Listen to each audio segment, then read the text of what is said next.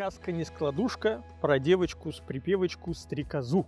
Лето, как мы знаем, красное пропело, оглянуться не успела, как зима катит глаза. Фляга у нее свистела, и она считала, так положено по жизни девочке идти летясь. Тут она прочла на медне термин заковыристый. Психогигиена термин. Оказалось, по той сказке девочка полна заразы. То, что легкостью звала, оказалось и дерьма. Флюгер собственных эмоций. Куда ветер дует носом, поворачивает девку. И не знает девка жизни, рваться может в любой сек. И пришла она, кривляясь, подбоченясь и смеясь, к бабке той, что живет на плюшке из-под леса и под пнем, тихо радовалась днем. И сквозь смех и слезы боли прерывается на волю голос разума потухший, но не сломленный вконец.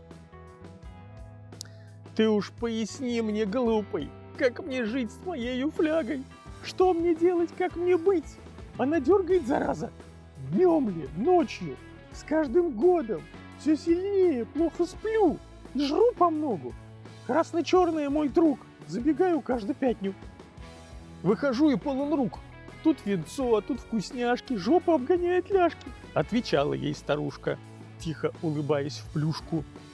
Спробуй заячий помет, он ядреный, он проймет. Что ты, старая корга, я ж помру, не дали к вече. Хошь переписать наследство, загробастать, переехать из-под меня да в город светлый? У меня ты будешь кушать, что скажу, когда скажу. Будешь делать, понимать, да по-новому плясать. В дружбе с собственной жопой, в славе с головой другой.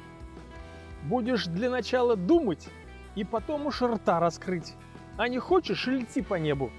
Фляга сосвету сживет, потому как нету правил. Нет границ, и все ты можешь. Ни хрена не знаешь, правда? Но у веры ты полна.